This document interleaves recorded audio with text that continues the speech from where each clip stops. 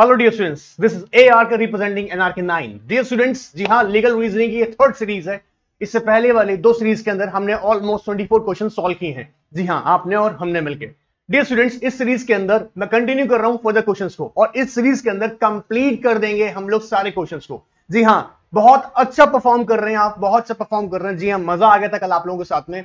आप लोगों ने बहुत ही बढ़िया आंसर करने की कोशिश की है। जी हाँ, मजा आ रहा है। जो स्टूडेंट्स जो बेचारे अभी इस सीरीज को ज्वाइन किए हैं, जिन्हें अभी समझ में नहीं आया, नॉट टू वरी अबाउट यार, मैं आप लोगों को बेटा सारी हेल्प कर रहा हूं, ठीक है। Don't worry, you will get each and everything. आपको सब मिलेगा। अगर आप बीच में भी ज्वाइन करें तब भी आपको मिलेगा। क्या मिलेगा कि सर हमको थोड़ा कंफ्यूजन हो रहा है, डोंट वरी यार, तुम प्रैक्टिस करो। We have number of questions, don't worry, we have number of questions.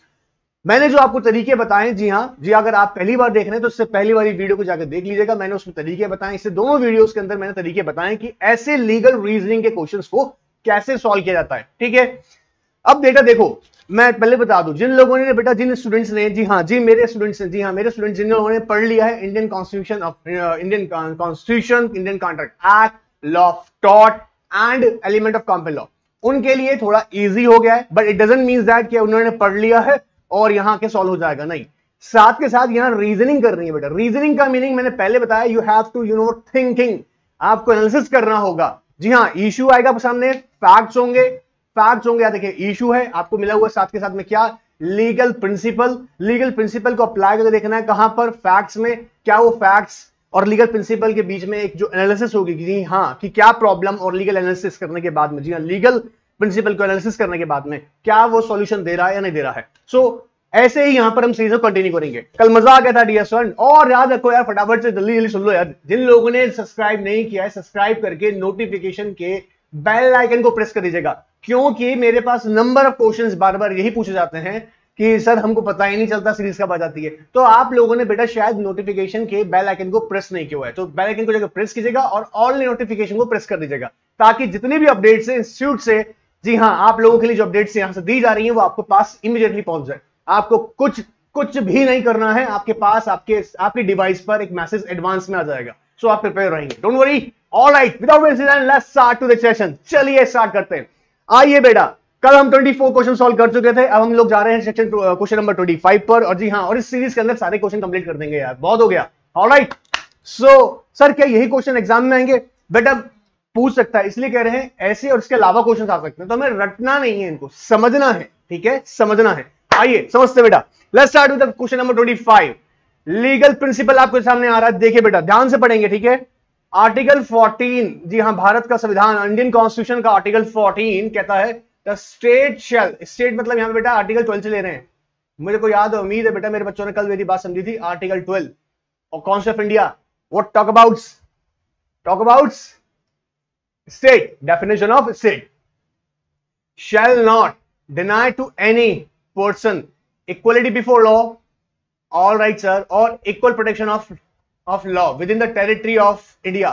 अब इसकी पहले देखो बेटा, एक बार वापस पढ़ेंगे। मैंने कल बताया था पहला रूल, हमें अगर लीगल रीजनिंग क्वेश्चन सॉल्व कर रहे हैं तो हमें कुछ टेक्निक समझना पड़ेगा। पहली टेक्निक बताई थी कि read 4-5 times what, legal principle. Article 14 क्या कह रहा है बेटा, says that state shall not deny to any person, देखो यहां पे पढ़ा गया एनी पर्सन, मतलब पर्सन इंक्लूड यहां पे सिटीजन एंड फॉरेनर्स, दोनों को इंक्लूड कर रहा है, ठीक है सर, फॉरेनर्स को भी इंक्लूड कर लिया। इक्वलिटी बिफोर लॉ और equal protection of law with in the territory of India. अगर देखो समझना, अगर इंडिया में ना कोई लॉ बन रहा है ना, लॉ बना है इंडिया में, लॉ है कोई, ठीक है, तो सिटीजन ऑफ इंडिया, जी हाँ, भारत का जो बंदा है उसको भी उसका प्रोटेक्शन मिलेगा, प्लस कोई फॉरेनर है उसको भी मिलेगा, क्योंकि यहां पर वर्ड में दे रहा है, देखो बेटा ध्यान से स्क्रीन पे person includes what, citizen and foreigners, ठीक है, यहां पे दोनों की बात कर रहा है, मतलब सिटीजन्स की बात कर रहा है बेटा, फॉरेनर्स की बात कर रहा है। Even article 14 covers bodies also, artificial bodies also, person की डेफिनेशन में यहां पे बॉडीज को भी कवर करता है, आर्टिफिशियल पर्सन, जी हाँ, जैसे कारपेट बॉडीज होती हैं, इनको भी कवर कर रहा है, ठीक है। ऑलराइट सर, याद हो गया हमको। अब बेटा प्रॉब्लम देखते हैं। आप लोग क्या करें बेटा, देखिए लीगल प्रिंसिपल को ध्यान से पढ़ा करें। मैं कह रहा हूं आपको, कोई भी क्वेश्चन सॉल्व कर देंगे आप लीगल प्रिंसिपल का। आइए फैक्चुअल देखते हैं। 14 समझ में आया, due to the growing man act terrorism in the country, the government of India decided to have new substantive criminal laws. बेटा सब्सटेंटिव क्रिमिनल लॉ का मतलब समझना ध्यान से बेटा, दो तरह के लॉज होते हैं, ध्यान से बेटा, दो लॉज की दो कैटेगरी है। एक होता है बेटा प्रोसीजरल लॉ, प्रोसीजरल लॉज जैसे आपने नाम सुना होगा CPC code of civil procedure, और एक होगा CrPC code of criminal procedure. Sir हम कब पढ़ेंगे बेटा? एग्जीक्यूटिव में डिटेल स्टडी मिलेगी, एग्जीक्यूटिव में मिलेगी स्टडी, डोंट वरी, ढंग से पढ़ाएंगे हम लोग, बहुत डिटेल्स अच्छे से पढ़ाएंगे। तो सीपीसी एंड सीआरपीसी होते हैं प्रोसीजरल लॉ, मतलब कोर्ट में किसी पे अगर केस, आपने समझेगा, किसी ने एक लॉ वायलेट कर दिया, क्या किसी ने एक लॉ के एक प्रोविजन था जिसको वायलेट कर दिया, ब्रीच कर दिया, ठीक है, लॉ वायलेट कर दिया, अब उसने कानून तोड़ दिया ना, तो कानून तोड़ा होगा, उसकी सजा लिखी होगी सब्सटेंटिव लॉ में। सब्सटेंटिव लॉ जो मतलब उस लॉ को डिफाइन करता है कि उसमें प्रोविजन लिखा होगा कि ये पर्टिकुलर एक्ट का, आपने अगर ऐसा एक्ट किया जिसमें वायलेशन ऑफ लॉ है, तो उसका सजा कहां लिखा होगा बेटा? उस सब्सटेंटिव लॉ के अंदर। जैसे कंपनीज एक्ट, कंपनीज एक्ट क्या है बेटा? सब्सटेंटिव लॉ, मतलब कंपनीज एक्ट में लिखा हुआ है ना कि अगर आपने कोई वायलेशन किया, फ्रॉड किया, तो उसकी सजा क्या हो सकती है कंपनी के केसेस में। अब वो कहां पर होगी? जैसे मान लीजिएगा कोर्ट में, तो कोर्ट में जो मेंशन किया जाता है वो लोग जो लॉज है वो है प्रोसीजर, कि उसके केस में केस कैसे चलाया जाएगा, उसे बोलते हैं प्रोसीजरल लॉ।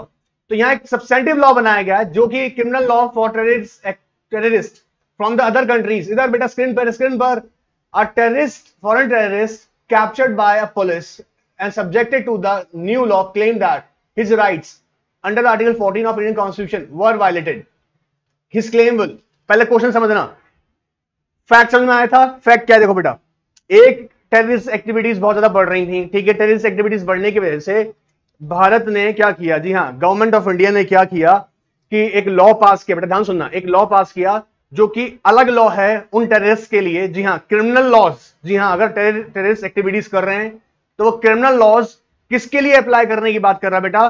देखो ध्यान से स्क्रीन पे देखो, क्रिमिनल लॉज, देखो वापस second line, criminal laws for the terrorist from the other countries, terrorist from the other countries, वापस ध्यान से देखो, from terrorist from the other countries, वापस terrorist from the other countries, मतलब क्या आर्टिकल 14 की प्रोटेक्शन मिलेगी नहीं मिलेगी? टेररिस्ट कह रहा है कि मुझे पकड़ लिया गया है लेकिन मुझे आर्टिकल 14 की प्रोटेक्शन मिलेगी, मतलब जो कि क्रिमिनल लॉ इंडिया में लगता है वो मुझ पे लगेगा।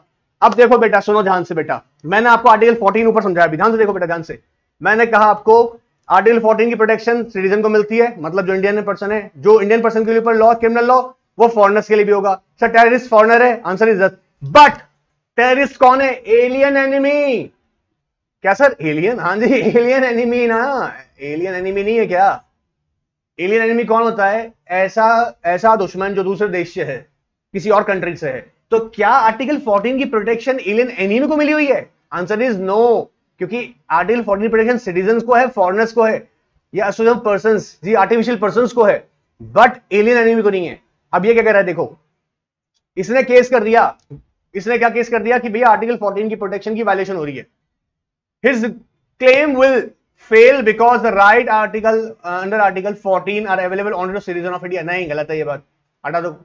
फेल बिकॉज, देखो ये वाला ध्यान समझेंगे, fail because the right under article 14 can not be made available to people who engage in the terrorist activities. Right answer is B बेटा, सीधी सी बात बताए ना अभी, जो लोग टेररिस्ट, एलियन एनिमी मतलब किसी और देश का ऐसा दुश्मन जो हम पे टेररिस्ट एक्टिविटी कर रहा है या मार रहा है, जो भी, तो आर्टिकल 14 की प्रोटेक्शन जो जहां पर है, हाँ पर्सन को मिलती है, बिल्कुल मिलती है, चाहे वो सिटीजन हो, फॉरेनर्स हो या कोई आर्टिफिशियल पर्सन हो, मिलती है, लेकिन एलियन एनिमी के लिए नहीं है वो प्रोटेक्शन। क्लियर हो रहा है? पकड़ में आ रहा है, देखो बेटा पकड़ में आ रहा है, प्रैक्टिस करोगे बहुत जल्दी पकड़ में आएगा। क्लियर है एकदम? फैक्ट्स को पकड़ना है, फटाफट चलना है। All right next, sir next question पकड़ते हैं 26। लीगल प्रिंसिपल ध्यान से पढ़ेंगे बेटा, मैं तो आपको समझाने के लिए जल्दी करा रहा हूं, not to worry about it. Series को जब आप बीच में रोक लें, लीगल जो प्रिंसिपल बता रहा हूं, मेरी बात को बहुत ध्यान से सुने, उसके इंटरप्रिटेशन को पकड़े और आप भी उसको बार बार प्रैक्टिस करें। देखिए, ambit of this ordinance, ambit मतलब होता है एक मतलब power, to what extent a person can exercise power, ambit limit, ठीक है, of this ordinance making power of the president is coextensive with the legislative power of the parliament। अब ध्यान सुनना बेटा, ये जो ऑर्डिनेंस मेकिंग पावर है ना, याद भी करा रहा हूं, ध्यान से याद करवा रहा हूं बेटा, तुम्हारा कॉन्स्टिट्यूशन ऑफ इंडिया भी करा दूंगा। कॉन्स्टिट्यूशन ऑफ इंडिया के अंदर आर्टिकल 1 2 3, क्या सर? आर्टिकल नंबर 1 2 3, भूल मत जाना, याद करो, आर्टिकल नंबर 1 2 3, वापस आर्टिकल नंबर 1 2 3, किसका? कॉन्स्टिट्यूशन ऑफ इंडिया का। Article number constitution of India का कौन सा आर्टिकल बेटा? 1 2 3 पावर देता है किसको? प्रेसिडेंट को। प्रेसिडेंट ऑफ इंडिया के पास पावर है ड्यूरिंग द इमरजेंसी, सपोज सुनो ध्यान से, इमरजेंसी आ गई, तूने देखा ना अभी कोविड आ गया, इमरजेंसी आ गई, ऐसी इमरजेंसी के अंदर कोई अर्जेंट लॉ पास करना है, बट सर पार्लियामेंट तो आ ही सकती सेशन में, मतलब दोनों हाउसेस आकर कोई पर्टिकुलर लॉ तो बना ही सकते, तो क्या करेंगे, तो भारत का संविधान का means Indian constitution article number 1 2 3 gives the power to the president of India to pass the ordinance, to make the ordinance, and such ordinance you know what comes into the nature of temporary law. तो president के पास power है कि emergency के अंदर, in certain emergency urgency के case में क्या कर सकते हैं प्रेसिडेंट, लॉ पास कर सकते हैं, ठीक है, टेम्परेरी लॉ। तो देखते हैं बेटा आर्टिकल को, लीगल प्रिंसिपल समझ में आया। Now understand the factual problem. During a time when the Lok Sabha was not in session, आगे देखो Lok Sabha is not in session, ठीक है, the president of India promulgates an ordinance, मतलब अनाउंस कर देना एक तरीके से, on a matter which was not very लो पकड़ में, पहली गलती पकड़ में आ गई इनकी, which was not very urgent, और आर्टिकल 1 2 3 क्या करता है, नेसेसिटी अर्जेंसी के ऊपर आर्टिकल पास होता है, clear. Now a non-governmental organization decided to challenge the ordinance as ultra vires constitution, his challenge will, क्या होगा चैलेंज, आइए देखते हैं बेटा। फर्स्ट देखते हैं बेटा, कहता succeed because the ordinance is to be promulgated only in urgent cases, the right answer A actually, फिर भी हम आगे पढ़ लेते हैं, मैं बता रहा हूं आपको राइट आंसर ए है, क्यों, क्योंकि देखो मैंने बताया अर्जेंसी में पास होता है, और यहां पर देखो हमने क्या देखा कि ये जो पास किया गया है which was not very urgent, urgent नहीं था वो, ठीक है, fail because the use of the power to promulgate ordinance left to the description of the president, नहीं ऐसा नहीं है, fail to because the use of the power promulgate ordinance left to the description of the government, नहीं, and succeed because, succeed तो हो ही नहीं सकता यार, किस केस में हो सकता है, because an ordinance can be issued only when the both houses of parliament are not inside, हाँ ऑफ कोर्स, लेकिन यहां पर देखो बेटा एजेंसी है, आप समझ रहे हैं ना, the right answer is A, because the ordinance is to be promulgated only in the urgent matters, only in urgent matters. एक बेटा केस था डीसी वधवा, जी हाँ DC Wadhwa case, DC Wadhwa, sir ये भी याद करना पड़ेगा क्या, डीसी वधवा केस, अभी हाँ ये डीसी वधवा केस के अंदर डिसाइड किया गया था कि ऑर्डिनेंस मेकिंग पावर जो है प्रेसिडेंट की वो एक्सरसाइज हो सकती है, कब हो सकती है, जब बेटा अर्जेंसी हो। अर्जेंसी का मतलब ऐसी इमरजेंसी जहां पर दोनों हाउसेस, जी हाँ अपर एंड लोअर हाउसेस दोनों प्रेजेंट नहीं हो सकते हैं और लॉ पास नहीं कर सकते हैं, तो ऐसी इमरजेंसी के अंदर कोई अर्जेंसी है, इमरजेंसी में अर्जेंसी है, जी हाँ, तब law ordinance making power exercise होती है अंडर आर्टिकल 1 2 3, याद हो रहा है, याद हो रहा है, चलिए आगे देखते हैं बेटा। एंड क्वेश्चन नंबर 27, मैं पूरी कोशिश कर रहा हूं बेटा आप लोगों को क्लियर करने की, क्योंकि क्वेश्चन बहुत हैं, मैं यहां पे समझाने की पूरी कोशिश कर रहा हूं, ध्यान से पकड़े चलो, ठीक है। The state shall not make any law which takes away और abridges the right conferred by part, sir part third के कौन से राइट हैं बेटा, पार्ट थर्ड में कौन से हैं, कमेंट बॉक्स में बताओ फटाफट से, पार्ट थर्ड में कौन कौन से राइट मिलते हैं, सर इसे मिलते हैं फंडामेंटल राइट्स, याद आ रहा है, फंडामेंटल राइट्स, सर कौन से fundamental rights, constitution of India के अंदर बेटा पार्ट थर्ड के अंदर जो रेफर किए हुए हैं फंडामेंटल राइट्स, ठीक है सर, ठीक है, आओ बेटा अब देखो लीगल प्रिंसिपल वापस पकड़ते हैं। State shall not make any law which takes away और एब्रिजेस, एब्रिजेस मतलब खत्म करना, ठीक है, खत्म कर देना, the rights conferred by article by the part third किसे, fundamental rights, if such law is made, अगर ऐसा कोई कानून बना, it shall be void to the extent to which it curtails, curtails का मतलब जहां तक क्या कर देता है, आपके राइट्स को खत्म कर देता है, curtails any such rights मतलब कौन से फंडामेंटल राइट्स को वो अगर आपके खत्म कर देता है, जिस एक्सटेंट तक, उस एक्सटेंट तक वो लॉ कैसा हो जाएगा, void, उस वक्त एक्सटेंट तक हो जाएगा लॉ void। अब तुम समझना बेटा, फैक्चुअल प्रॉब्लम पकड़ना, अगर बेटा लीगल रीजनिंग सीखनी है ना, इंटरप्रिटेशन को बहुत स्ट्रॉन्ग करना होगा, इंटरप्रिटेशन बेटा झट से नहीं आ जाती, समझना, आज नहीं आ जाती कि मैंने तुम पे झाड़ू है ना कोई जादू की छड़ी चलाई और तुम पट से सीख गए, not to worry about it बेटा, पेशेंस चाहिए, कंटिन्यूस प्रैक्टिस चाहिए, आई गारंटीड मजा आ जाएगा तुमको, ऐसा कोई लीगल रीजन क्वेश्चन होगा तुम सॉल्व नहीं कर पाओगे। आओ देखो बेटा, देखते एक बार फ्रैक्चर, देखो फ्रैक्चरल सिचुएशन क्या है, right to property was a fundamental right but was abolished, खत्म किया गया as such by constitutional amendment, mister Gautam decide to challenge the constitutional validity of the amendment, he will, ठीक है, राइट टू प्रॉपर्टी की बात कर रहा है बेटा, कहां गया right to property, right to property, right to property को कॉन्स्टिट्यूशनल अमेंडमेंट के थ्रू क्या कर देगा, अबॉलिश, अबॉलिश मतलब खत्म कर देना, कि मतलब अब आपके पास प्रॉपर्टी लेने का अधिकार नहीं है। चलिए देखते हैं बेटा क्या कहता है ये। अब गौतम ने चैलेंज किया है, गौतम ने कहा भाई पहला का succeed because the state can not make any law which takes away abridge the rights conferred by part third. अच्छा जी। And succeed because the state cannot make any law which take away or abridge the right conferred by the part third। नहीं ऐसा नहीं है यार। और देखते हैं fail because the law of refer to in the above statement does not apply to ऐसा नहीं है भाई। और देखते हैं सी क्या है बेटा, देखो सी को देखते हैं, ये भी ये नहीं है, ठीक है, इसको भी रोका हुआ, एक को रोका हुआ बेटा हमने। सक्सीड एग्जाम में भी करना है, जो तुमने पढ़ा, तुमने फट से जहां तुम्हारी तुमने देखो एनालिसिस किया और प्रोविजन जहां लीगल प्रिंसिपल सेट नहीं है उसको इमीडिएट हटा दो, ठीक है, ताकि ऑप्शन कम रह जाएंगे तो एनालिसिस करना इजी होगा। देखो सी देखते हैं अब, big succeed because even constitutional amendments can not take away the part third rights. अब देखो बेटा एक्चुअल देखो इसको भी हटाओ, फेल नहीं, ओहो सॉरी, टेक्निकल इश्यूज कुछ आ रहे हैं।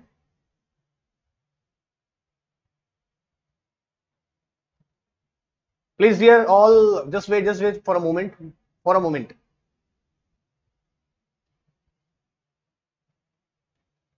Okay. Thank you. All right.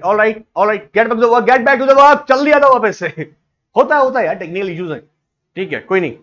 आइए, अच्छा ठीक है, तो हम बात कर रहे हैं बेटा अप्लाई, पहला देखते हैं succeed because the state can not make any law which take away or abridges the right conferred by, ऐसा नहीं है, ये भी गलत है। देखो बेटा ध्यान सुनना बेटा, सी का आंसर क्यों है, देखो succeed because even constitutional amendments cannot take away any away part third rights। देखो समझो बेटा, यहां क्या कह रहा है, कहता है right to property was a fundamental right but was abolished as such by the constitutional amendment। Mr. Gautam decided to challenge the constitutional validity of the amendment। ध्यान रखना, मिस्टर गौतम ने चैलेंज किया constitutional validity of the amendment, क्या ये amendment valid है या नहीं है। ऑलराइट, आइए समझते हैं। हाँ, टेक्निकल प्रॉब्लम आ रहा है बेटा, डोंट वरी, कोई बात नहीं, हैव पेशेंस, कंटिन्यू देखते रहो बेटा, डरना नहीं है, ये तो चलती रहनी है प्रॉब्लम्स, कोई बात नहीं, आने दो। अब समझते हैं, देखो succeed because the even constitutional amendments can not take away the part third rights. जी हाँ, क्योंकि लीगल प्रोविजन जो बेटा हमने पढ़ा ना ऊपर, लीगल प्रोविजन में पढ़ा ना, लीगल देखो प्रोविजन क्या कह रहा है, legal principle, state shall not make any law which take away or abridge the rights conferred by part third. Legal में पहली बात बोल रखा है, ठीक है। चलिए क्वेश्चन नंबर 27, चलिए देखते हैं 27 की हम बात कर लेते हैं। लीगल, अब देखो लीगल प्रिंसिपल ध्यान से पढ़ना बेटा, there shall be council of ministers with the prime minister at the head to aid and advise the president who shall in the exercise of his function act in accordance with the advice। ठीक है, ये हमको बेटा दे रखा है कि council of ministers with the prime minister at the head to aid and advise what the president of India। जब भी वो अपने फंक्शन एक्सरसाइज करेंगे, कौन एक्सरसाइज करेंगे, प्रेसिडेंट ऑफ इंडिया, तो उनको काउंसिल ऑफ मिनिस्टर और प्रेसिडेंट, वो प्राइम मिनिस्टर क्या करेंगे, उनको एडवाइस करेंगे, एड करेंगे। ऑलराइट, अब बेटा फैक्ट्स देखते हैं क्या है। आओ बेटा, the Lok Sabha general election in 1996 did not give any party a clear majority and various political parties in their individual capacity and in association with other parties stepped with claim with the president to form a government। ठीक है जी, the president had to invite one such party or group to form the government। now he was, अब देखते हैं बेटा क्या हुआ, ऐसा कर सकते नहीं कर सकते हैं क्या, प्रेसिडेंट देखो क्या हुआ, देखो यहाँ 1996 के इलेक्शन में क्या हुआ स्पेसिफिकली कि मेजोरिटी जो थी, मींस एनी पार्टी, कोई भी पार्टी जो मेजोरिटी के साथ पार्टी जो थी वो इलेक्शन को विन नहीं कर पाई थी, इसके केसेस में उनसे ये कहा गया कि प्रेसिडेंट से कि आप स्पेसिफिकली एक गवर्नमेंट अनाउंस कीजिएगा। ठीक है, क्या अब ऐसा वो कर सकते हैं, लेट्स सी। तो देखते हैं बेटा, ही वाज प्रेजेंटली कह रहा है क्या बेटा, पहला पकड़ते हैं, देखो ए क्या कह रहा है, bound to follow the advice of the outgoing prime minister on the, नहीं यार, he is not bound, bound नहीं होते प्रेसिडेंट ऑफ इंडिया, याद रखिएगा। एडवाइस कर सकते हैं, जी हाँ, काउंसिल मिनिस्टर और हेड जो कि होते हैं काउंसिल मिनिस्टर, मतलब मींस प्राइम मिनिस्टर एडवाइस कर सकते हैं, एड कर सकते हैं, हेल्प कर सकते हैं कि डिसीजन मेकिंग के लिए, बट उसे बाउंड नहीं कर सकते हैं, ठीक है। बी देखते हैं बेटा, बी कहता है फ्री टू एक्सरसाइज यार सीधी सी, जी हाँ, president of India is free to exercise discretion, discretion मतलब अपनी समझ अपनी बुद्धि से वो ये पावर एक्सरसाइज कर सकते हैं in such a situation, alright. Bound to counsel the chief justice of India in situation no clear majority in favour of the party, नहीं यार, नहीं, ये भी नहीं। Bound to invite the single largest party to form the government, नहीं, ये भी नहीं है। द राइट आंसर इज बेटा सी। याद रखना क्यों कह रहा हूं सी, बिकॉज ऊपर देखो ना बेटा, यहाँ पे फैक्चुअल में legal principle there shall be council of minister with prime minister at the head to aid है, वर्ड एड है, एड एंड एडवाइज। एड और एडवाइस, क्या एडवाइस आप किसी को करते तो वो बाउंड होती है कि नहीं, you have to obey my advice, यार यू हैव टू ओबे, माननी पड़ेगी, नहीं। क्लियर हो रहा है? चलिए बेटा क्वेश्चन नंबर 29 उठाते हैं, देखो लीगल प्रिंसिपल देखते हैं बेटा। एन एग्रीमेंट, इंडियन कॉन्ट्रैक्ट, जल्दी पकड़ो यार। An agreement enforceable by law is a contract, ठीक है जी, ये लीगल प्रिंसिपल है, ठीक है। अब एक बात समझना मेरे बच्चों ध्यान से, कह रहा है an agreement enforceable by law, मतलब अगर एग्रीमेंट को, जी हां, अगर आपने एग्रीमेंट को इन्फोर्स किया है, जी हां, इन्फोर्स का मतलब लॉ उसे परमिट कर देता है, जी हां, इंडियन कॉन्ट्रैक्ट के एसेंशियल्स अगर वो फॉलो करता है तो क्या बन जाएगा, कॉन्ट्रैक्ट, ठीक है जी। आइए अब फैक्चुअल सिचुएशन क्या है, mister A and B, father of minor boy P and minor girl Q, ठीक है। मिस्टर ए एंड बी जो है वो फादर हैं पी एंड क्यू के, ठीक है। मतलब ए जो है वो किसका, ए जो है बेटा ए पी के फादर हैं और बी जो है वो मिस क्यू के फादर हैं, ठीक है। मतलब एक बॉय एक गर्ल, ठीक है। Respectively enter into an agreement that they would marry their children P and Q to each other. अच्छा जी, मतलब माइनर बच्चों की शादी पहले उन्होंने डिसाइड कर दी, मतलब डिसाइड करी नहीं है, याद रखना, शादी कर देंगे ना, अगर शादी कर देंगे तो इलीगल है, करी नहीं है, डिसाइड किया उन्होंने, ठीक है। Now Mr B later refuse to honour this agreement, ठीक है। Agreed by this mister A, मतलब लड़के के पापा ने decide to sue Mr B and Miss Q for the breach. अच्छा जी, मिस्टर ए, अब देखो बेटा ध्यान समझो, क्या समझ में आ रहा है, मतलब पहले एडवांस में डिसाइड कर लिया कि हम अपने बच्चों की शादी करेंगे। लेटर ऑन क्या हुआ बेटा, लेटर ऑन क्या हुआ, उन्होंने मना कर दिया, किसने, लड़की के पिताजी ने, कि भाई हमने शादी नहीं करनी है। अब मिस्टर ए को आ गया गुस्सा, बोला कि आपने ब्रीच किया है। तुम ध्यान से देखना बेटा, ब्रीच के अंदर यहां पर कौन कौन पार्टी समझो, पहले ए है, ए का बेटा कौन है बेटा, सॉरी हाँ ए है, ए ए का सन कौन है बेटा, पी, ठीक है। एंड बी है, बी की डॉटर कौन है बेटा, क्यू, ठीक है। तो ये लोग कौन आ गया इस कॉन्ट्रैक्ट में, कह रहा है इन लोगों ने, दोनों ने ब्रीच किया। देखो बेटा बी एंड क्यू ने ब्रीच किया है, तो बेटा पी भी तो है यहां पर, पार्टी टू कॉन्ट्रैक्ट तो पी भी हुआ। ऑलराइट, समझ में आ रहा है बात, चलो देखते हैं फिर। Now mister A succeed because B has refused to fulfill his obligation under the agreement, नहीं, and fail because the agreement between them is not a contract. All right, succeed because the agreement between them is a contract. All right, और कोई option है? D देखते हैं बेटा क्या कह रहा है, डी कह रहा है fail because Mr. A should have sued B and Miss Q together with P and not alone as Mr. P has also suffered because of the breach. All right, all right. The right answer is बेटा D. Why? देखो बेटा समझना एक minute, यहां देखो क्या कर रहा है, Mr. A should have sued B and Q, ठीक है जी, together with P. अब P कौन था बेटा केस में, देखो P कौन है, A का बेटा। क्यों P को भी करेगा सर, P को करेगा, अपने बेटे को कर देगा, समझो ना। ब्रीच में अगर बात की जा रही है, ब्रीच की अगर बात की जा रही है, तो कॉन्ट्रैक्ट में कौन कौन पार्टीज हैं, बिकॉज फेल, देखो यहां पे समझना, मिस्टर ए ने केस किया, तो मिस्टर ए क्यों फेल हो रहे हैं, समझो, fail because A should have sued B and Q together with Mr P and not alone as Mr P has also suffered because of the this breach. Case समझ में आया बेटा, ये जो सिचुएशन दे रखी है, agreement enforceable by law is contract, but यहां सिचुएशन क्या दे रखी है बेटा, agreed mister by this mister A decide to sue to whom B and Q for the breach. पकड़ में आई बात? पक्का? कमेंट बॉक्स में बताओ फटाफट से। ऑलराइट, चलो नाउ क्वेश्चन नंबर 30 फटाक से बेटा। लीगल प्रिंसिपल देखेंगे। All agreements are contracts if they are made by the free consent. ओहो, जी हाँ, कॉन्ट्रैक्ट अगर फ्री कंसेंट से बन रहा है, जी हाँ, consent of competent two parties for a lawful consideration and with a lawful object. यार क्वेश्चन नंबर 30 हम लोग अभी कितनी बार सॉल्व कर चुके हैं। एसेंशियल एलिमेंट्स ऑफ कॉन्ट्रैक्ट याद आ रहा है कुछ? एसेंशियल एलिमेंट ऑफ कॉन्ट्रैक्ट, जी हाँ, आइए देखते हैं केस क्या है बेटा। A was planning to sell his property to B but B was not aware of it. ठीक है, ए ने क्या करा अपनी प्रॉपर्टी को, A was planning to sell his property to B but B was not aware of it. ठीक है, since B was interested in the property he threatened to harm the only child of A if A did not enter into an agreement to sell the property to B। कुछ समझ में आ रहा है बेटा? Question आ रहा है? Question नहीं क्वेश्चन बोल रहा हूं। ठीक है, price at which the agreement to sell was agreed upon was much more than the expectations of A और the prevailing market price of the property.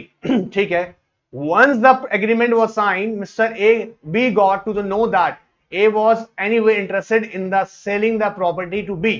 ठीक है, and at a lower price। A later refused to execute the sale deed and claimed that the contract party was not a valid। अब देखते हैं बेटा क्या valid ये है नहीं है। A will fail because there was a valid contract between him and B। B कह रहा है, क्या कह रहा है बेटा? succeed because the contract of A for the agreement to sell was not a free consent। right answer is B actually। और देख लेते हैं एक बार, देख लेते हैं बेटा। सक्सीड ही आएगा। Fail because there is a given fact given with the free consent the same transaction would have taken place is a better place because of the receiving. ना, ये नहीं है। Succeed because there is no lawful object in the contract. नहीं, object तो lawful है यार, property sale करना lawful नहीं है क्या? ऑफ कोर्स लॉफुल है, बट ये नहीं है question. Actually answer right answer B. देखो समझो, succeed because the consent of A of the for the agreement to sell the was not a what free consent। देखो फ्री कंसेंट कहां थी बेटा? क्वेश्चन में देखो ना, यहां पर देखो बेटा ध्यान से। he threatened to harm the only child of A if he did not enter into an agreement to sell the property to B। so क्या ये वैलिड कॉन्ट्रैक्ट बनेगा? क्यों सर यहां पर क्या आ गया बेटा? क्या आ गया बेटा? यहां पर जो जो जो यहां पे कंसेंट है क्या? सी समझना, कॉन्ट्रैक्ट के लिए एसेंशियल क्या है? एसेंशियल एलिमेंट क्या है बेटा? Free consent of the parties. तो क्या यहां पे फ्री कंसेंट थी? नहीं थी। तो ए क्या होगा बेटा? सक्सीड होगा। ध्यान से देखना, ध्यान से समझना। ठीक है, ऑलराइट। नाउ 29 32 बेटा 31 मिसिंग है यहां से क्या मतलब? आपका मॉड्यूल में नहीं होगा फिर। कोई बात नहीं, घबराने का कोई बात नहीं है। क्वेश्चन हमारे पास है, देखते बेटा। A person who is usually unsound mind है बट ऑकेजनली, ध्यान से, बट ऑकेजनली अनसाउंड माइंड है लेकिन इत्तेफाक ऐसा कि ऑकेजनली क्या है वो? Sound mind. May make a contract when is sound mind.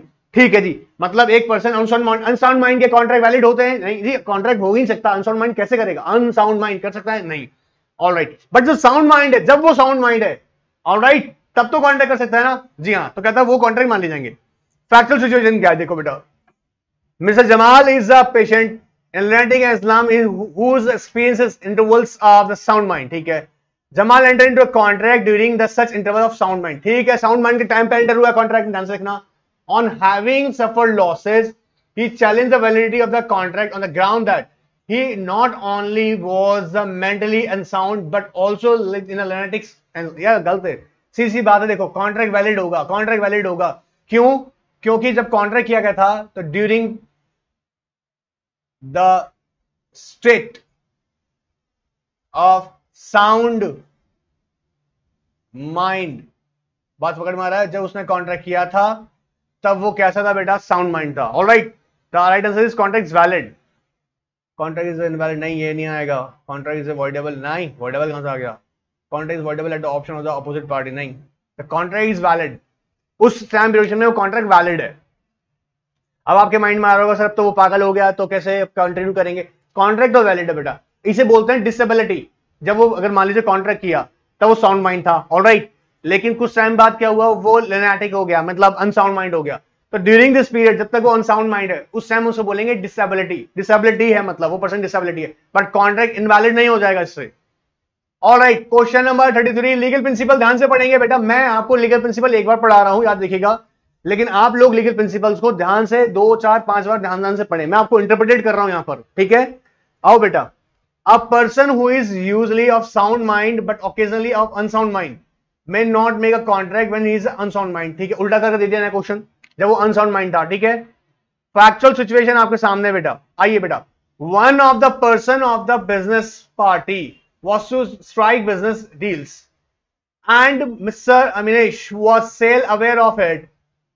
Still Mr. Aminesh drank so much, उन्होंने बहुत ज्यादा ड्रिंक कर लिया, ठीक है, at the party that he could not understand the terms of the contract or form the rational judgment as to its effect on his interest. He will went ahead and entered into a few contracts at the party. जिस party में थे उस party में उसने business कुछ deals कर ली, but जब वो की थी under the influence of drink की, under the influence of drink. Influence of drink का मतलब that point of time he was not able to take a rational judgement कि क्या करना सही है क्या करना सही नहीं है। ऑलराइट, ये मैं तुम्हें बता रहा हूं।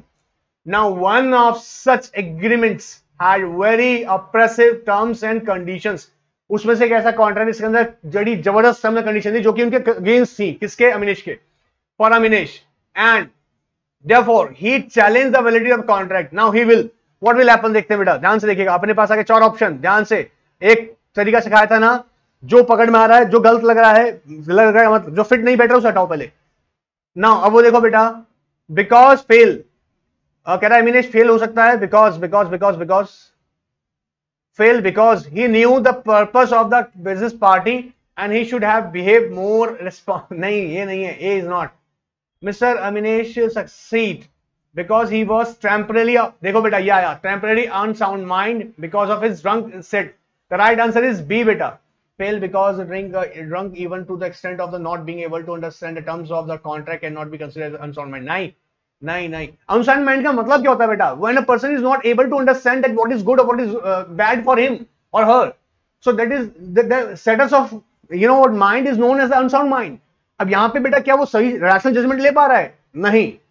And succeed because the oppressive term and conditions in the contract show that it could have been agreed to only by a person of the unsound mind. नहीं. The right answer is बेटा B. समझना क्यों? B देखो क्यों है, समझो।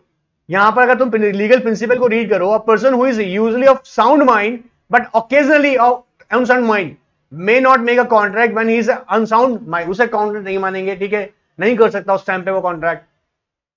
तो बेटा जब अगर वो under the influence of drink है उस टाइम अगर वो कॉन्ट्रैक्ट कर रहा है तो कॉन्ट्रैक्ट उसके लिए वैलिड नहीं होंगे, provided that you have to prove in the court that when the such person was entering the contract was कि वो he was under the influence of drink or not, clear है। But वो temporarily कैसा था बेटा, he was not able to take a sound decision, और जैसा भी बोलेंगे but the state of mind was not in a a right position or not in a right set of taking a right decision। तो यहां पर वो temporarily क्या treat किया जा रहा है उसको, unsound mind, clear. 34 legal principal, ध्यान से। A contract is said to be induced by undue influence, अगर एक कॉन्ट्रैक्ट को हम undue influence थ्रू मानेंगे, where the relations subsisting between the parties are such that one of the parties is in a position to dominate the will of the other and use that position to obtain the unfair advantage of other। ठीक है, ऐसे बेटा undue influence की बात कर रहे हैं। undue influence मतलब एक पार्टी डोमिनेंट पोजीशन में होती है, जैसे मास्टर एंड सर्वेंट के रिलेशनशिप में मास्टर कौन होता है बेटा, डोमिनेंट पोजीशन पे होता है। पेरेंट्स एंड चिल्ड्रन के रिलेशनशिप में, जी हाँ, पेरेंट्स डोमिनेंट पोजीशन पे होते हैं चिल्ड्रन के केसेस में, ठीक है। तो ये कुछ मैं आपको एग्जांपल दे रहा हूं जहां पर हम बोलते हैं अनड्यू इन्फ्लुएंस हो सकती है। जी हाँ, टीचर, जी हाँ, स्टूडेंट, टीचर एंड स्टूडेंट, बिल्कुल टीचर एंड स्टूडेंट, वहां पे भी टीचर क्या होता है पोजीशन बेटा, उसका डोमिनेंट पोजीशन पे होता है जो कि इन्फ्लुएंस करता है डिसीजन ऑफ स्टूडेंट। ऐसे जैसे मास्टर अपने सर्वेंट का डिसीजन इन्फ्लुएंस कर सकता है, पेरेंट्स अपने चिल्ड्रन का डिसीजन इन्फ्लुएंस कर सकते हैं because of dominant position, same, ठीक है। तो मैंने आपको एग्जांपल दिया अनड्यू इन्फ्लुएंस के। अब क्वेश्चन देखते हैं, मिस फैक्चुअल प्रॉब्लम क्या है। Mr Ashwini having advance money to his son, ठीक है, उसने अपने बच्चे को कुछ पैसा दिया, मतलब उधार दिया, बताइए। भुवन ड्यूरिंग हिज मिनॉरिटी, ठीक है, भुवन को दिया मिनॉरिटी टाइम पर। अब देखो बेटा, मतलब पेरेंट्स ने अगर बच्चे को दिया पैसा, कब दिया चाइल्ड को, जब ड्यूरिंग द मिनॉरिटी, तो क्या ये बच्चा बेचारा, मतलब बेचारा नहीं इन द सेंस, क्या ये बच्चा बेटा अपना सही गलत सोच सकता है as per the law during the minority? नहीं। तो वो अभी किस पोजीशन में है, पेरेंट्स किस पोजीशन में हो गए बेटा, डोमिनेंट पोजीशन में। क्या वो अपने बच्चे का डिसीजन इन्फ्लुएंस कर सकते हैं to the undue influence? Answer is yes, हो सकता है ड्यूरिंग द मिनॉरिटी, लेकिन सिर्फ मिनॉरिटी टाइम पे, ठीक है, during is minority. Upon the Bhuvan coming to age of obtain, मतलब जब वो बड़ा हो गया लड़का, by misuse of the parental influence, a bond from Bhuvan for the greater amount than the sums due in respect of the advance। ऐसा होता है कि बेटा फादर ने कुछ एडवांस पैसे दिए बच्चे को, लेटर ऑन क्या किया ना, जब वो मतलब जब देने की बात आई पैसा लेने की, और you know what, Bhuvan upon the Bhuvan coming age of the obtains, मतलब रेट जब उसका हो गया, मींस वो जब उसका एज हो गया, मतलब पैसे वापस देने का, मिनॉरिटी के टाइम पे दिया था, और कब देने की बात की थी, जब वो मेजॉरिटी अटेन कर रहा है। यहाँ पे कंफ्यूज होता ना, अपॉन द भुवंस लिखा हुआ है, कमिंग ऑफ एज ऑब्टेन्स, ठीक है। तो बेटा ये पूछ रहा है क्वेश्चन में, देखो बेटा डिसाइड करना है अपन को क्या होना है। Ashwani employed undue influence, answer is yes. मैं देखते बता रहा हूं आपको, अब फिर पढ़ लेते हैं। देखो right answer is A, Ashwani did not employed undue influence. Of course undue influence हुई थी, गलत आंसर है। Father and son can not ever into contract, वे ये बेकार का बात है। ऑफ कोर्स एंटर हो सकते हैं कॉन्ट्रैक्ट में। अश्वनी एम्प्लॉयड अ कोर्शन, अरे कहां धमकी दी यार, नहीं। It's a case of undue influence, the case of undue influence। जी हाँ, अभी बताया ना आपको ऊपर, जिन जिन बच्चों ने एक बार में रेसिडेंट कॉन्ट्रैक्ट एक्ट पढ़ा हुआ उनको तो एकदम पकड़ना आ गया होगा, क्लियर एकदम, डोंट वरी। लीगल अगर फिर भी अगर लीगल प्रिंसिपल को ध्यान से पढ़ेंगे ना तो आपको आंसर यही मिल रहा है, क्लियर। चलिए question number 45 sorry, legal principal को सर कितनी बार पढ़ना चाहिए? 4-5 टाइम्स। किसको पढ़ना चाहिए बेटा? हमको। अगर आप सीख रहे हैं अभी नए ना, तो 4-5 टाइम्स उसे पढ़ें, धीरे धीरे प्रैक्टिस बहुत अच्छा हो जाएगा। When the consent to, क्योंकि लीगल प्रिंसिपल पकड़ में आना चाहिए ना यार, सीधा खेल। अगर ये आपको इंटरप्रेटेड हो गया तो प्रैक्टिकल प्रॉब्लम इजीली सॉल्व कर लोगे। आओ देखो, when consent to an agreement is caused by coercion, लो बेटा वापस क्वेश्चन है, coercion, fraud or misrepresentation, the agreement is to the contract voidable at the option of the party। अगर कोई भी एग्रीमेंट हो रहा है कैसे, कोर्शन के थ्रू, बता दिया अभी मैंने, फ्रॉड है या मिसरिप्रेजेंटेशन ऑफ फैक्ट्स, अगर मतलब कॉन्ट्रैक्ट जो भी हो रहा है उससे रिलेटेड होने वाले फैक्ट जो हैं वो गलत रिप्रेजेंट हो रहे हैं, तो क्या हो सकता है? कॉन्ट्रैक्ट वॉइडेबल हो सकता है। ये लीगल प्रिंसिपल है। Situation, Mr Arun intending to deceive मतलब ना धोखा देना, मतलब धोखे में रखना। क्या? Mr Prakash falsely represented that 500 tons of fertilizer are made annually as his factory and thereby induced Mr. Prakash to buy the factory।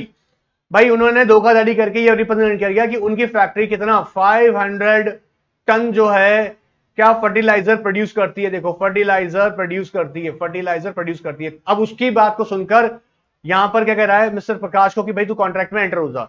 Now let's understand, decide करते हैं बेटा। देखो एक क्या कह रहा है, the contract is voidable at the option of the Prakash, बिल्कुल पहले से आ रहा है, फिर भी आगे देखता हूं। The contract is voidable at the option, तेरे पे क्यों आएगा, तू तो धोखा दे रहा है बे। ना ही ये वॉइड है ना ही ये, कॉन्ट्रैक्ट इज वॉइडेबल, इससे पहले वाली सीरीजों में मैंने बताया कॉन्ट्रैक्ट वॉइडेबल है। देखो ना क्यों, देखो लीगल प्रिंसिपल को देखो बेटा, when the consent to an agreement is caused by, या तो कोर्शन, किसी को धमकी देकर, या आपने फ्रॉड किया, या मिस रिप्रेजेंटेशन। इसमें फ्रैक्चुअल प्रॉब्लम में क्या रहा है, मिस रिप्रेजेंटेशन। ऑलराइट, सो क्या आंसर आएगा बेटा, देखो खुद ही पकड़ो, contract is voidable at the option of, किसका ऑप्शन है बेटा, वो मिस्टर प्रकाश का। फिर देख लो, अच्छे से देखो, ध्यान से देखो, बार बार देखो। चले, ऑलराइट, मजा आ रहा है, आंसर कर रहे हैं। चलिए कमेंट बॉक्स को भर दीजिएगा आंसर से। आप लोग ज्वाइन कर लो यार, सब्सक्राइब कर लो, बता रहा हूं मैं आपको, अगर नए नए हो सब्सक्राइब कर लो, बहुत कुछ देने वाला हूं यार, पूरी जान लगा देंगे तुम्हारे लिए। ठीक है, चलो बेटा 36, when both parties to an agreement under a mistake, ओहो अंडर, देखो दोनों ही पार्टी कह रहा है, लीगल प्रिंसिपल कह रहा है, both the parties to an agreement under a mistake as to matter of fact essential to the agreement, मतलब एक एग्रीमेंट के लिए जो खास एसेंशियल्स हैं अगर वो पूरे नहीं हो रहे हैं, एसेंशियल्स नहीं हो रहे हैं, तो एग्रीमेंट क्या हो जाएगा, वॉइड। फैक्चुअल प्रॉब्लम देखते हैं बेटा, mister Rupesh agree to buy from mister Jalal a certain car. ठीक है, एक कार खरीदने की बात हुई। It turns out that the car was scrapped at a time of bargaining, मतलब यहां पर क्या खरोच लगी गाड़ी में बार्गेनिंग टाइम पे। Neither the party was aware of the fact. लो जी, लो लो लो लो, पकड़ो, देखो लीगल एग्रीमेंट वो लिखा हुआ लीगल प्रिंसिपल में, both the parties to an agreement are under a mistake. अब दोनों को पता था कि ये बात, दोनों को नहीं पता थी ये बात, ठीक है। To the matter of the essential fact, अब कार एक मैटर, अब ये गाड़ी पे तुम खरीदने गए, उसमें स्क्रैचेस आ चुके हैं और ना ही तुम्हें पता है ना बेचने वाले को पता है, तो क्या ये दोनों पार्टीज अवेयर है? नहीं। ऐसे केस में एग्रीमेंट क्या हो जाता है? वॉइड। तो क्या होगा बेटा, डिसाइड करते हैं, बहुत सिंपल है, मैंने आंसर वैसे ही बोल दिया बात करते करते। देखो क्या ये एग्रीमेंट वैलिड वैलिड तो भूल के भी नहीं हो सकता, वॉइड होगा, जी हाँ वॉइड होगा। फिर भी आगे देखते हैं, एग्रीमेंट इज वॉइडेबल, नहीं वॉइडेबल नहीं है यहां पर, एग्रीमेंट वॉइडेबल तो मिस्टर जलाल नहीं। देखो बेटा, फिर देखो लीगल प्रिंसिपल को अगर तुम ध्यान से पढ़ोगे, कह रहा है the both parties to an agreement are under a mistake as to the matter of fact essential to agreement are agreement is void. अगर ऐसा हुआ तो वो वॉइड हो जाएगा। दोनों ही पार्टी कैसी under mistake, the both parties to the contract are under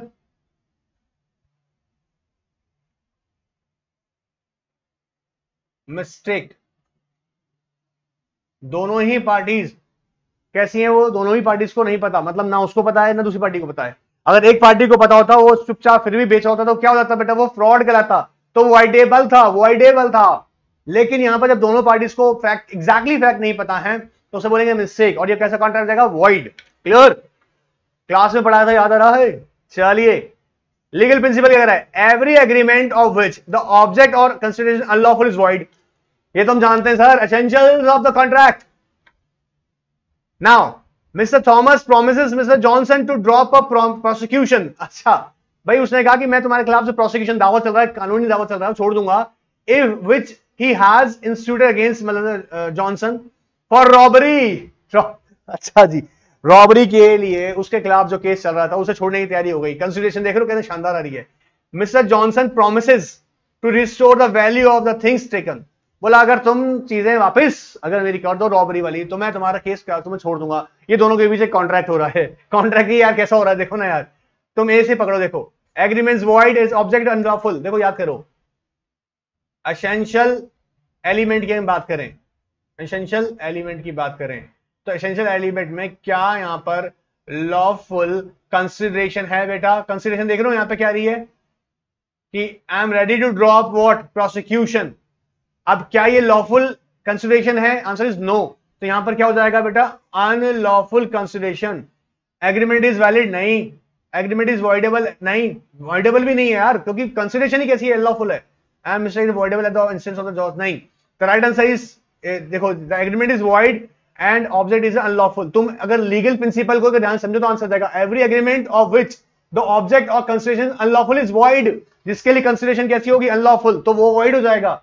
तो पहले ही प्रिंसिपल में बात कर रखी है। तुम क्वेश्चन में फैक्चुअल प्रॉब्लम में देखो ध्यान से, फैक्चुअल प्रॉब्लम में दे रखा है ना, Mr Johnson to drop a prosecution which he has instituted against Mr Johnson for robbery. अब रॉबरी मतलब मैं तेरे खिलाफ जो रॉबरी का जो दावा चल रहा है वो मैं तेरे खिलाफ एक्शन नहीं लूंगा, तू बाकी चीजें मेरे को वापस कर दे। ये एक लॉफुल कंसिडरेशन नहीं है, तो क्या हो जाएगा बेटा? Agreement void. And 38 stranger to a contract can not sue for the privity of contract. याद आ रहा है क्लास में खूब चिक चिक के समझाए यार तुमको, यहां पे भी समझाए हैं। Privity of contract, stranger to the contract have no right to sue the party. मतलब स्ट्रेंजर टू द कॉन्ट्रैक्ट क्या सू कर सकता? Answer is no. ये लीगल प्रिंसिपल है, सिंपल सी बात, समझ में आया? दिक्कत है तो पूछना बेटा, कमेंट बॉक्स हाजिर है तुम्हारे लिए। Factual situation, A who is indebted to B, ठीक है जी, पैसा था, sale is property C and C purchases of the property. कौन सा प्रॉपर्टी? ए का प्रॉपर्टी खरीदा। Promises to pay off the debt to B and B fails to pay. अरे यार, ए ने पैसा देना था बी को, ठीक है, और ए ने अपनी प्रॉपर्टी सेल करी सी को। इनके बीच में ये डिसाइड हुआ कि क्या करेगा, ये सी जो है बी का पैसा देगा।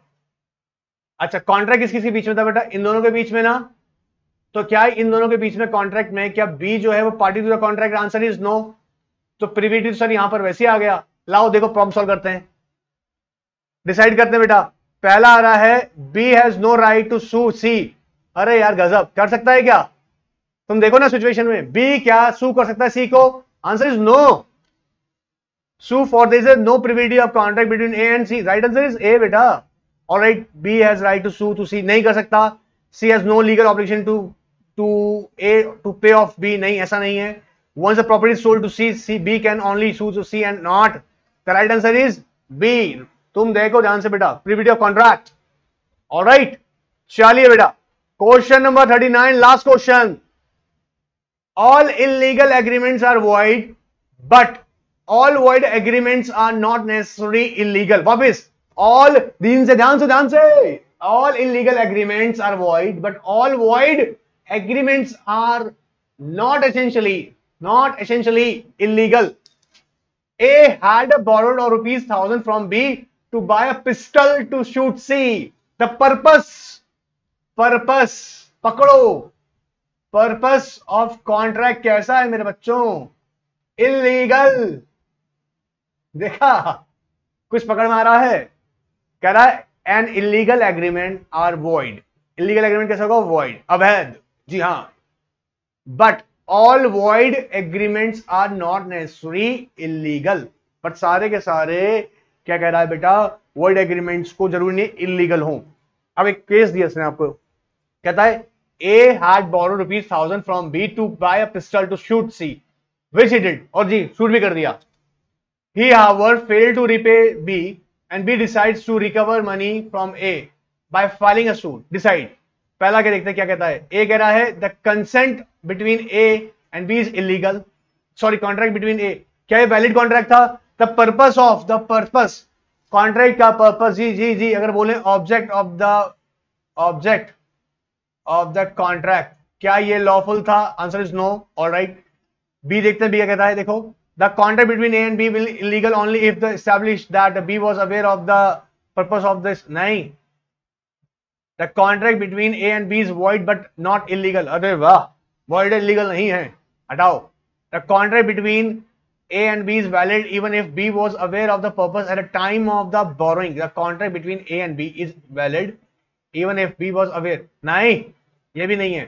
The right answer is बेटा A। देखो समझो, contract between A and B is illegal. Illegal क्यों है बेटा? समझो ना, ऑब्जेक्ट जो है आपके माइंड में आ रहा होगा, सर ए ने बोरो किए ₹1,000 टू बी, पर्पस क्या है यहाँ पे? देखो बेटा, पर्पस क्या है? पर्पस अब आपके माइंड में कईयों में से हो सकता है, जो मेरे प्यारे प्यारे ध्यानचंद स्टूडेंट्स हैं, वो हो सकता है कंफ्यूज हो रहे होंगे कि सर पर्पस जो है, सर यहाँ पे बी को क्या पता किस लिए पैसे लिए हैं। यहाँ बेटा देखो समझो, मैंने आपको कहा था आप सिर्फ लीगल प्रिंसिपल को ऑब्जर्व करेंगे और इमोशनल ट्रैप से नहीं रहेंगे। अगर आप लीगल रीजनिंग को इमोशनल ट्रैप से सॉल्व कर रहे हो तो बेटा भूल जाओ कि आप सॉल्व कर पाओगे। आप सिर्फ फोकस करो लीगल प्रिंसिपल पे, और लीगल प्रिंसिपल यहां पे क्या कर रहा है?